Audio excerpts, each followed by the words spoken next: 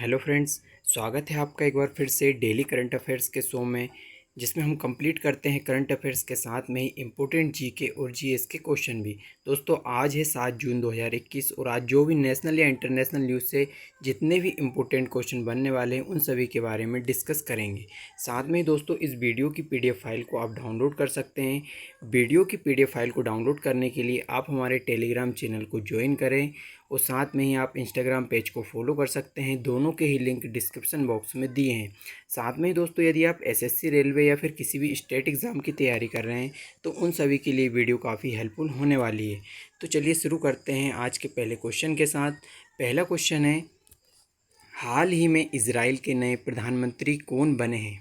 दोस्तों, इजराइल के नए प्रधानमंत्री बने हैं हाल ही में नेफ्ताली बेनेट। अभी तक वहाँ के अगर देखा जाए तो जो प्रधानमंत्री पद पर थे बेंजामिन नेतन्याहू थे और उनके स्थान पर अभी बने हैं नेफ्ताली बेनेट। तो इनके बारे में देखते हैं तो किस प्रकार से ये सत्ता में आए हैं। तो दोस्तों, अभी हाल ही में क्या हुआ है कि इजराइल में तो नए प्रधानमंत्री नेफ्ताली बेनेट बने हैं, लेकिन हुआ क्या है वहाँ पर कि इजराइल में विपक्षी राजनीतिक दलों के बीच क्या हुआ है, गठबंधन हुआ है। मतलब विपक्ष ने गठबंधन करके सरकार बनाई है, जिससे क्या हुआ है कि बेंजामिन नेतन्याहू की जो सरकार है वहाँ पर गिर गई है, क्योंकि ये संसद में अपना बहुमत सिद्ध नहीं कर पाई है। साथ में दोस्तों, जो विपक्ष था इसमें दो प्रमुख पार्टियां थी जिन्होंने गठबंधन किया और गठबंधन करने के बाद वहां पर सरकार बनाई और उन्होंने डिसीजन लिया कि जो प्रधानमंत्री रहेंगे वो आधे आधे समय के लिए दोनों प्रधानमंत्री बनाए जाएंगे।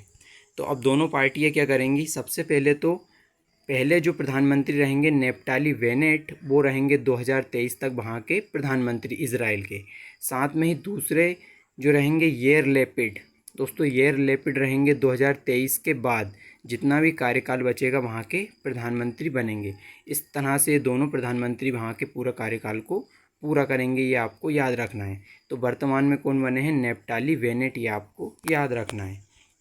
अब इम्पोर्टेंट कुछ पॉइंट है इजराइल के बारे में। तो सबसे पहला पॉइंट यही पूछा जाता है दोस्तों कि इजराइल जो है दुनिया का एकमात्र यहूदी देश है, ये आपको याद रखना है। कैपिटल है यरूशलेम।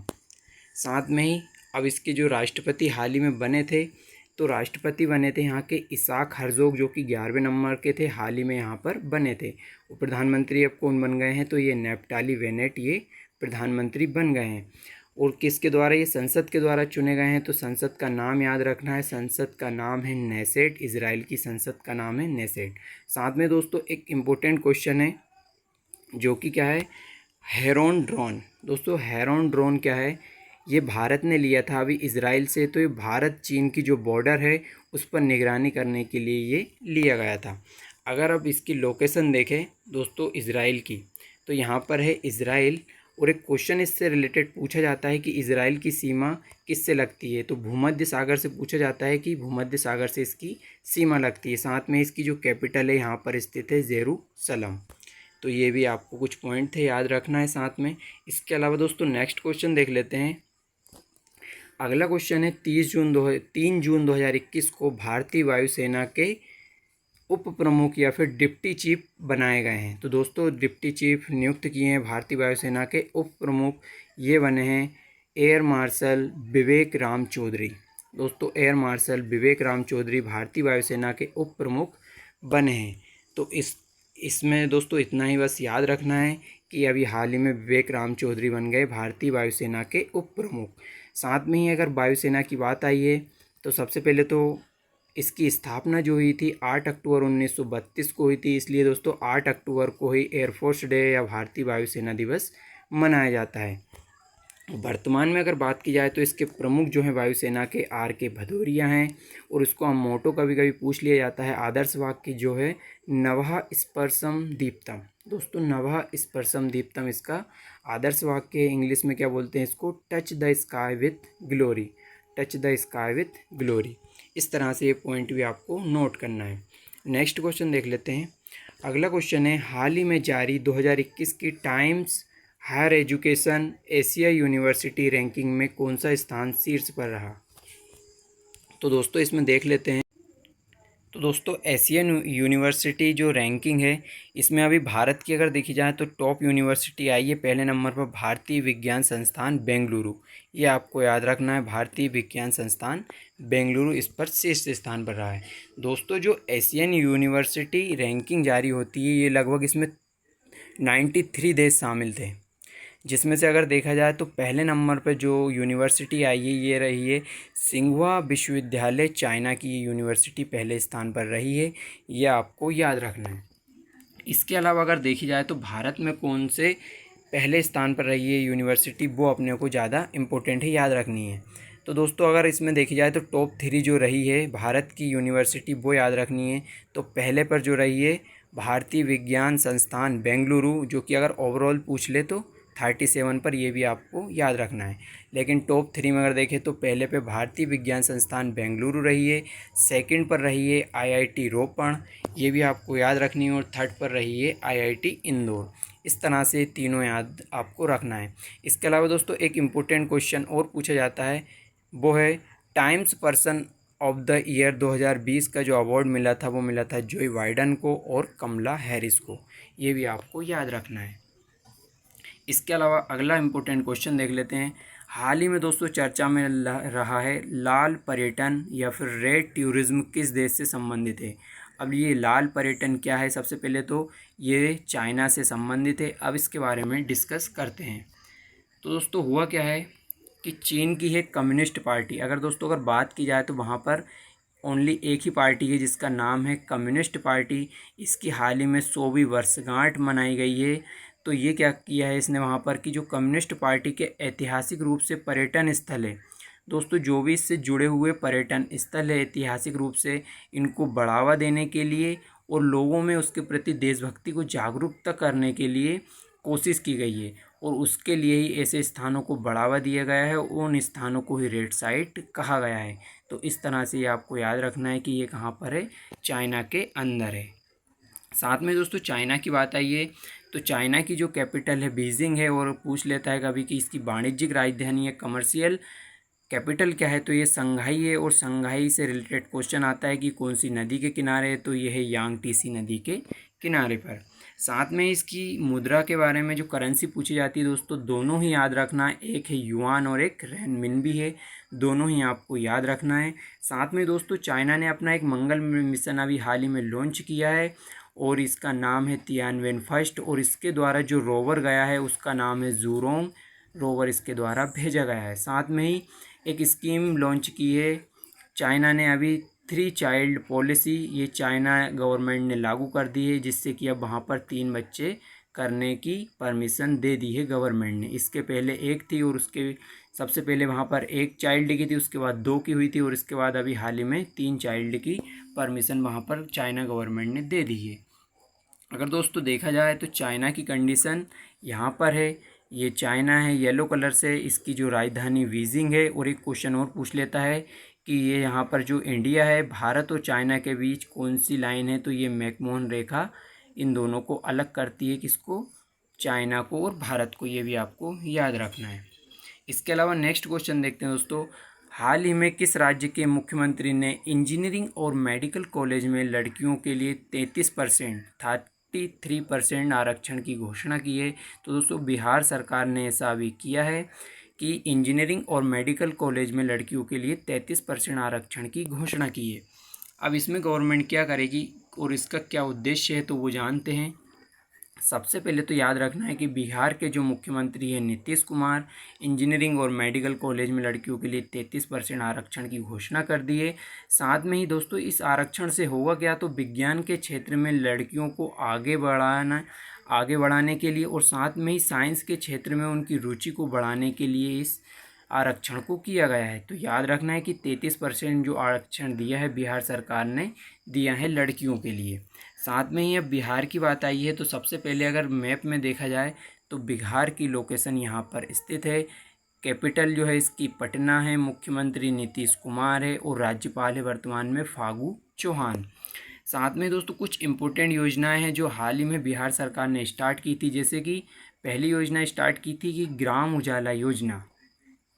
दोस्तों ग्राम उजाला योजना जो कि एलईडी बल्ब से संबंधित थी, जो कि प्रत्येक परिवारों को वहाँ पर एलईडी बल्ब दिए गए थे, ये आरा बिहार के अंदर से स्टार्ट की गई थी। इसके अलावा एक इम्पोर्टेंट और योजना स्टार्ट की गई थी, प्यार का पौधा। दोस्तों ये भी बिहार में स्टार्ट की गई थी। इसके अलावा एक जीआई टैग मिला था दोस्तों, शाही लीची को जीआई टैग मिला था बिहार के अंदर। इसके अलावा अगर आपको एक क्वेश्चन और आ रहा हो कि तेजपुर लीची को भी जीआई टैग मिला था दोस्तों, तो तेजपुर लीची असम की है, उसको वहाँ का जीआई टैग मिला था, लेकिन यह शाही लीची, इसको बिहार का जीआई टैग मिला है।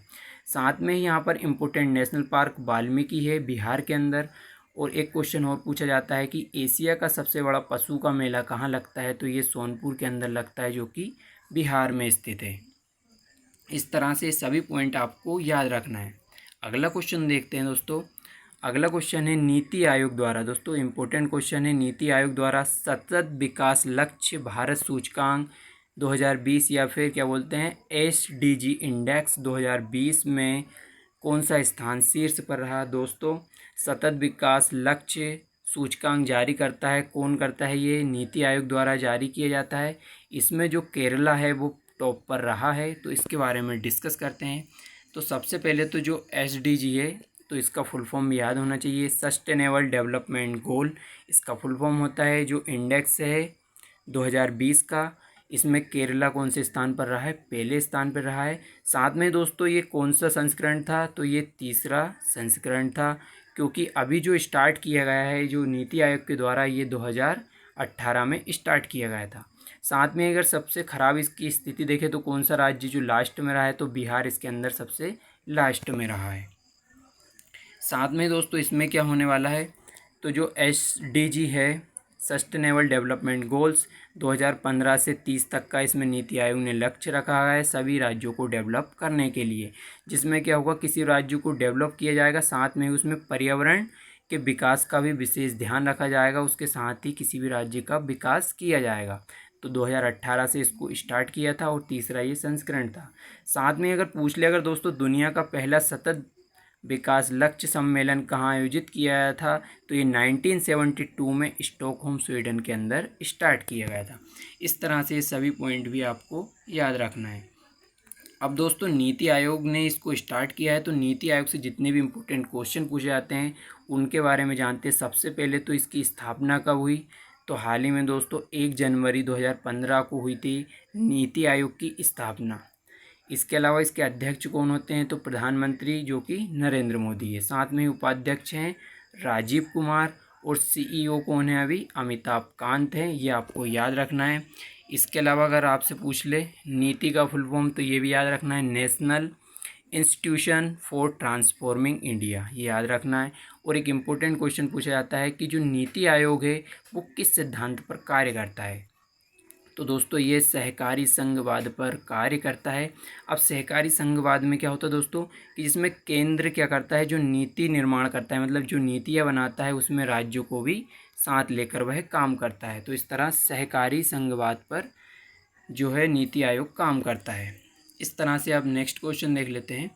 अगला क्वेश्चन है, अंतर्राष्ट्रीय बुकर पुरस्कार 2021 से किसे सम्मानित किया गया। दोस्तों हाल ही में मिला है अंतर्राष्ट्रीय बुकर पुरस्कार 2021, ये मिला है डेविड डायोब को।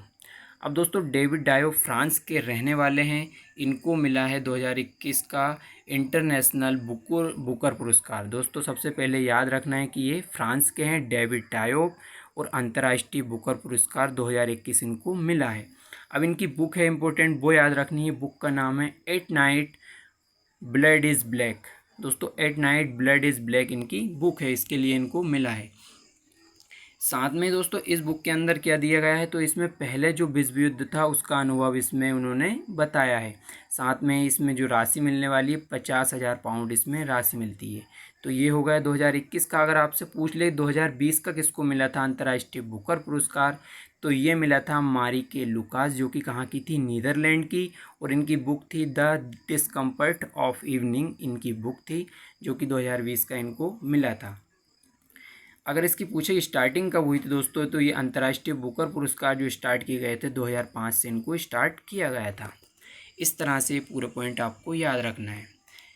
अगला क्वेश्चन देखते हैं दोस्तों, हाल ही में किस देश के सरकार का मुख्य पत्र समाचार पत्र पर ग्लोबल टाइम्स ने, दोस्तों ग्लोबल टाइम्स ने अमेरिका को परमाणु की धमकी दे दी है। दोस्तों सरकारी जो अखबार है वहाँ का, कहाँ का है ये, चाइना का है, जिसने अमेरिका देश को ही परमाणु बम की धमकी दी है। तो ये धमकी क्यों दी है चाइना ने अमेरिका को, उसके बारे में जानते हैं। तो सबसे पहले दोस्तों क्या याद रखना है कि चाइना ने अमेरिका को ही परमाणु बम की धमकी दे दी है। अब हुआ क्या था दोस्तों, हाल ही में जो कोरोना वायरस चल रहा है, हम महामारी, इसका ये पता नहीं चल पा रहा है कि वास्तव में इसका मतलब ओरिजिन हुआ कहाँ से था। तो इसी के लिए क्या किया है कि यूएसए के राष्ट्रपति जो हैं, कौन है, जो बाइडन, इन्होंने बोला है कि 90 दिनों के अंदर कोरोना की जो उत्पत्ति हुई है, कहाँ से उत्पत्ति हुई है और इसका कारण क्या है, इसका कारण बताने को कहा है। और इसी के चलते क्या हुआ है कि चाइना को डर है कि उसके जो वुहान शहर था उस पर उसको खतरा था कि अपना नाम ना आ जाए, इसलिए उसने परमाणु बम की धमकी दी है अमेरिका को। अब अगर बात करें तो दोस्तों अमेरिका ने जो है, यूएसए जो है, उसने पहले ही परमाणु बम चला चुका है या यूज़ कर चुका है द्वितीय विश्व युद्ध के दौरान। तो ये कब कब यूज़ हुआ था, सबसे पहले दोस्तों 6 अगस्त 1945 की अगर बात करें तो हिरोशिमा जो जापान का शहर था द्वितीय विश्व युद्ध में, इसमें पहला परमाणु बम चलाया गया था जिसका नाम था लिटिल बॉय।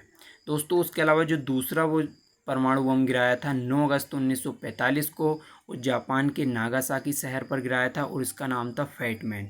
तो पहले का नाम था लिटिल बॉय, सेकंड का नाम था फैटमैन, दोनों याद रखना इम्पोर्टेंट क्वेश्चन है। साथ में दोस्तों इसमें लगभग 2 लाख लोगों की वहीं पर ऑन द स्पॉट ही मौत हो गई थी। इसके अलावा जो भी परमाणु बम से रेडियो एक्टिव पदार्थ निकले थे उनसे भी लगातार बाद तक भी उनकी वहाँ पर मृत्यु होती रही। साथ में दोस्तों इसी के साथ ये वीडियो यहीं पर समाप्त होती है। दोस्तों thank you so much for watching this video. And दोस्तों अगर वीडियो अच्छी लगी हो तो please like, share and subscribe करें। साथ में ही अगर ऐसी लेटेस्ट वीडियो की अपडेट पाना चाहते हैं तो उसके लिए नोटिफिकेशन बेल को भी ऑन कर दें। Thank you.